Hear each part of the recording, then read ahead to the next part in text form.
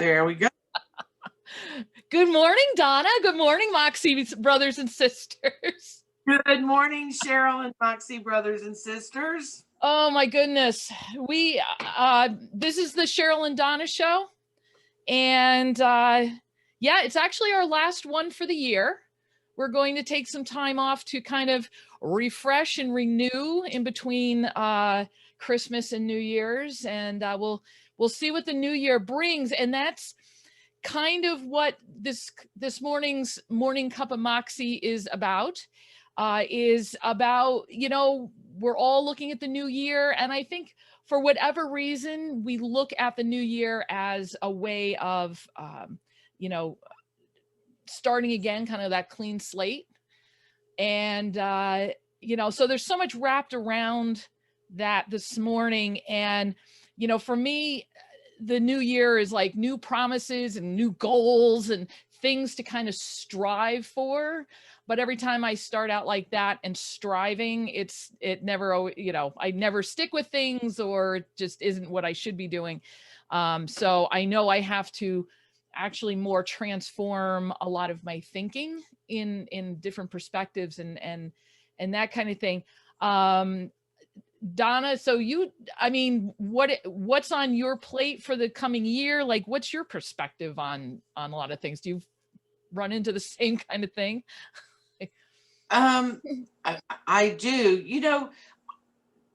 With this pandemic, it's just been so hard staying focused and staying upbeat and staying positive amongst all the negative stuff that's going on around us. But Cheryl, I found it's as simple as just saying, Jesus, come into my heart, help me. And I get goosebumps saying that. I just got goosebumps saying that. It's just as easy as that. Just asking him to come into your heart and come into your life and to, help you through it. And he does almost instantaneously. He's just waiting for us to open our hearts to him, to be available, to say, he's like, I'm here, when you need me, here I am. You just have to reach for me. Just reach for me. Yeah. It's simple as that. So I think for the new year, it's just keeping myself open and just making sure my heart is open and not getting stuck in my head. I know. Getting stuck in your head. I've been stuck in my head over the last week, and it's been intense. I haven't slept. I've been tossing and turning and thinking about this and thinking about that. And whoo, girl, it's been a time this week. Yeah, I have. All right, so something. This is going to sound really strange, but for some reason I'm feeling the need to share it. So as I'm journaling this morning and thinking about how, always asking, like, let me be, remember throughout the day, instead of striving under my own power, to remember that, you are with me. And so as a little background, I have a ringing in my ears that's just always there. Always there. And when it's super quiet, it's very loud. And as I'm journaling, it came to me like that ringing is always there. And I drown it out with, talking or music, or even the hums of my server, my computers drown out that ringing, which, can save my sanity. But much the same way, he showed me that with the busyness of my day, I drown him out and drown out his voice. And I was like, really? You're going to use my tinnitus as an example? And it's like such a good point. You're absolutely right about that. Yeah. We do. We drown out that so we can't hear him all the time. Yep. And it's like just the noise of, oh, I need direction. I need direction. I need direction. What do you want me to do next? And then like, I'm off finding, well, maybe I should go get the mail. Maybe I should go upstairs and make more coffee. Maybe I should blah, blah, blah, blah, blah. You know, maybe I should email somebody or check Facebook or whatever. It's all the busyness and the noise to that instead of and I was in a good, you know, routine for a long time of, okay, when it came to the what to do next, you know, in my day, like to just stop for a moment and be quiet, no music, nothing, and just be quiet. And it was restful. It was renewing, you know, and little things I'd hear like that little voice, like, you know, what's important, you know, the important stuff would float to the surface. Like, okay, that's what I need to do next, not go out and get the mail or make another cup of coffee. You know, so the being quiet part. Only be 5 minutes. I mean, Yeah. 5 minutes, 10 minutes will 2 make minutes. huge difference. Yep. Huge difference. Yeah. Yeah. So, you know, as we're heading into the new year, and of course, you know, we talked about in a previous episode, you know, our themes, our word for the year, and so forth. That in itself can become some noise, you know, and we're not supposed to be focusing on just the, you know, that word or that theme. We need to change our perspective, change our thinking, and look for him in our everyday life, I suppose is the best way to say it. You know, and as we're looking at all these new goals, it's like, you know, I don't know if anybody else, I over research. I'm out there, and then that leads to comparison. Like, look, I almost made her lose her coffee. Oh, he says I over research. She over researches. I'm just saying. Yeah. Oh my goodness. Over research. And then one thing leads to another. It's like, wow, they're doing this. Wow, they're doing that. Wow, I suck. You know, and it leads to the comparison. So, anyway, Don't do that. All right, I promise. But you know what you start looking for are those quick fixes. You know, looking for the people who have the answer, or the people like, you know, buy this system, my signature system will help you, blah, blah, blah. Right. And what that is it's a fix from the outside in. And if we haven't changed our thinking, you know, and our mindset and everything else, there's no way we can transform ourselves to have any different of a year this year than any other year. Honestly, you know, we need to see it and have the things in our life that change our perspective and renew our thinking so that we can change. And the verse that came up for me this morning was Romans 12:2. That says, do not conform to the pattern of this world, but be transformed by the renewing of your mind. Then you'll be able to test and approve what God's will is, his good and pleasing and perfect will. And that's what we're really looking for. And we're looking for direction. We're looking for God's will in our life. And by looking for these, you know, seeing these quick fixes, if it doesn't change our thinking, if it doesn't transform, you know, how we're seeing things, our perspective, our lens, then it's not going to work. It's going to be striving under our own power again. And that's kind of where a lot of times I loop back around to by the end of the year, you know. So it needs to be an inside out. And, you know, so before we started, you know, online with the show, like Donna, you were talking about a verse too, and like, tell us more about that and what's going on, what your thoughts are. So I was looking at, I think you said it was John 15:7. Mm-hmm. It's like, ask for me to come into your life, ask for what you need and you shall receive. I don't have the exact verse, Cheryl. Do you have that? I do. It is, if you remain in me and my words remain in you, ask whatever you wish and it will be done for you. This is again another goosebump moment. You know, I just have to share what happened last night. I just have to share this because I can't explain it any other way than saying it was just awesome to see God at work and how fast it can happen. And I'm getting a little teary-eyed too, because it was so powerful. anyway, I was over at my aunt's last night and she was having her Bible study and she asked for me to stay. And I'm like, okay. So we're staying. And oh my goodness, this group of ladies that she has the Bible study with, I think there's probably about 10 of them. They're doing, these ladies, they're in their 70s. They're doing the Zoom meeting thing, right? They're having a little technical difficulties here and there. It was just so sweet. It was really so sweet. Anyway, they're having their Bible study and they talk about John, this scripture. And I said, a friend of mine was on my heart, and I just asked for prayer for her because she's been struggling. She's been struggling with negative thoughts. She's just been struggling in her life for so long. And it was just a simple prayer that I asked for, that Jesus just come into her heart. Just come into her heart, give her peace, give her rest, let her open her heart to you.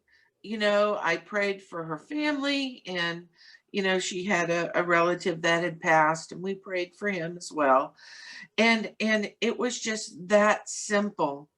And no sooner that I am on my way home, she calls and she asked if she could just come over and that she wanted to talk with me.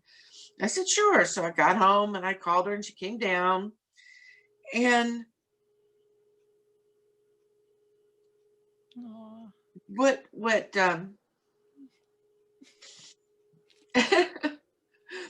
she said, Donna, I don't like myself. And I want to change. I don't want to be like this anymore. I want to be more positive. I want to be more uplifting. I want to renew my relationship with Jesus. And Cheryl, I have not ever witnessed to anybody before like this. Not ever. And I said, all you have to do is ask him to come into your heart. It's just that easy. Open up your heart and just say, Jesus, come into my life, come into my heart. I make you my Lord and Savior. And she did it. That's exactly what she did. And to see how powerful that was, and how I had just prayed for her in that Bible study. And then she calls me and she asks that she wants Jesus to come into her life. I have no words. I have no words to see God in motion, to see him in motion, and to see how fast and how instantaneous that was. Just that little prayer for her has made a huge difference in her life, that she wants to change her way of thinking, to change her life. And anyway, I'm just so moved. And especially at Christmas time, Yeah. Yeah. it's like, well, what's Christmas about? Well, Christmas is about, you know, God is with us.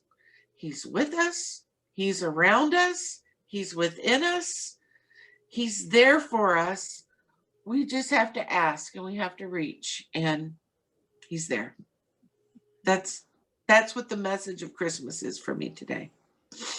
That's amazing. And it really, yeah, I'm choked up for you, and knowing your friends a little bit too. Yeah, I mean, how many of us end up someplace, and I mean someplace rhetorically, feeling lost, or we try doing things ourselves that lead to self-destructing habits or whatever, because we're looking, and he's just like right there all the time. And a lot of that is, it has to happen from the inside out, and opening your heart, like you said. And that's amazing to see. I mean, I think we all pray, all the time, sometimes longer, sometimes shorter. And it's not like, you know, he's not a genie that it's like, okay, here's my prayer list for Lord, like, here's my plan. Will you make this your will? And, you know, he's not there granting wishes, but he's there to provide for us in more ways than we can even imagine. But it takes just renewing our thinking and opening our hearts. And to see him in action. Yep. I mean, just to see him in action Yep. has been for me, that was the gift that I that was just such a huge gift That for me to see that, to actually witness that. and just that how you know, she called and you answered the phone. Right, You know, right. I mean, you could have easily have thought, you know what, I don't want to talk to her right now. I'll call her back. And that little window was by design and what was needed. You know, he needed you to answer the phone and you were led to, you know, and that's amazing. I've seen also in some family members and friends around me, like some of the little things that I would think about but didn't like officially, you know, pray about or something, like, and then sometimes just things out of the blue and conversations that I've had, and it's like, wow, I've known this person like all my life, and he's talking about, he's crying that he needs to read the Bible more and just doesn't know how. And the little voice in my head's like, this is where you teach him. You're like, help him, help. I know, I had that too. I'm like, well, what do I do? What do I say? I am I doing this right? You know? And that's the enemy getting in there going, you don't know what you're saying, you know. And so I'm reading through Exodus, and so we're at the part where, you know, God's sending Moses to to do, you know, Moses things, and he's like, but I'm slow of tongue, you know, I can't do this, like, who's gonna believe me? And I'm like, yep. I say the same thing. It's all doubt, doubt, doubt. Like, how could I be the one that would, you know, help someone read their Bible or something like that? Like, I'm not good enough. I'm not smart enough. I don't know enough. It's like, just shut up and do it. You know, just, you got Moxie. I know, and it was in my head. Say it. Say it. Just say it. You know? So you heeded the call. Right, right, exactly. I'm like, all right already. It's so funny because, you know, that little voice in your head, right? That's Yeah. going on, and she's telling me this, and in my head, it's like, say it. Just ask her to come in. Just ask me to come into her heart. Just say that. Just say those little words. And you know, and I would sit there and I was like, oh, you know, I don't know if I should say that to her, and you know, and it was like, say it, say it, say it. And there are angels Like, all right, rejoicing. already. Okay, I got it. I got it. I hear you. Oh, that is an awesome Christmas story. And again, you know, it's inside out instead of outside in. You know, if she Yeah. was not open to this, and, you know, and I think that's a lot of where, you know, people get confused between faith and religion and everything else, that, you know, they're going to be judged and they're going to be told you should do this and you should do that. And it's like, no, it's just being open to wanting to change or wanting something we can't Yes. even fathom in our lives, and you can't make someone do that. um Right. all you can Right. do is help them see and inspire them, and help them to open their hearts to see. And so, and that is not in our timeline, you know, that's God's timing. So we just need to be the little, you know, was it the mustard seed? Right. And it was just a little seed. Yeah, and you watered Oh, that mustard. oh, so powerful. Yeah, Oh, so powerful, you know. that's awesome. So being that that this is like our final episode for 2020, the, dare I say, dumpster fire that this year has been, I am glad to see 2020 coming to an end, for pretty much the same reasons I think everyone is. But at the same time, I know so much has come from it that is good. And it's a matter of perspective. And, I definitely over the weekend, the emotions of all the things that have happened in the last couple weeks and this year and everything has been rather emotional to me. Um, much to my poor husband's dismay. Um, Sometimes we need to just allow the emotions to move through. We can't bottle them up. We can't force them to not think about it, because that never works. We have to let them move through and let God handle it. And sometimes that comes in the form of an emotional meltdown. Thankfully for my husband, who we've been married now a little over 34 years, it's not his first rodeo with my emotional meltdowns. He knows exactly what to do now. He knows it doesn't last forever. It's maybe 10 minutes and then I'm moving on. And I feel better, like cleansed after that. Right. But the new year has new promises, and so I'm challenging myself, and I would challenge anyone who's watching this, like, how can we renew our minds? Where do we need to shift our perspectives to see God's hand in some of the little tiny details in our lives, in our day, in moments?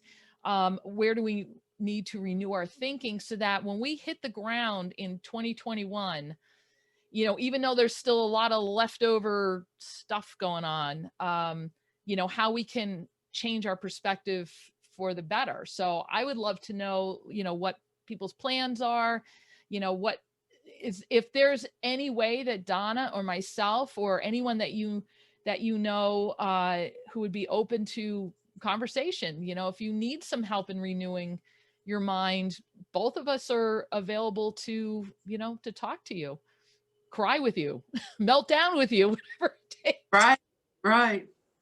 And I think too, just like I said, it's just as simple as just asking him to come into our hearts and being open to that, and then noticing the action, noticing what changes. Such the simplest, littlest thing makes such a huge difference. Yeah. I saw a quote yesterday, and I don't know who said it or whatever, that seeing is being present, looking is looking to the future.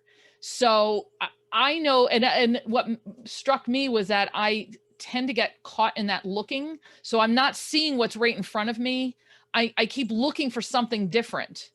And in other words, I'm kind of, in some respects, wishing my life away, because I'm like waiting for something else. What's next? Instead of seeing what's right in front of me. And I thought that And was kind of powerful. being in that present moment. Yeah. So, well, Wow. yeah, this is a good episode. I think we're both like, What time is it? Oh my goodness. it's almost half past. It's been a great episode. And I really wish everybody, I'm like at a loss for words. Can you tell? That's happens so rarely. But You said I didn't. I know, but you were thinking it. Oh, Moxie sisters and my dear friend Donna, I wish everybody a very, very joyous, safe, happy, healthy Christmas and holiday season. And we'll be here in the new year with Moxie. We're taking on 2021 with Moxie. Yes. And that everybody be safe, and let us know what's going on in your lives. Post below, post in the Moxie Sisterhood group, on the page, message us privately, email, whatever. With technology, you can get a hold of everybody in a million ways.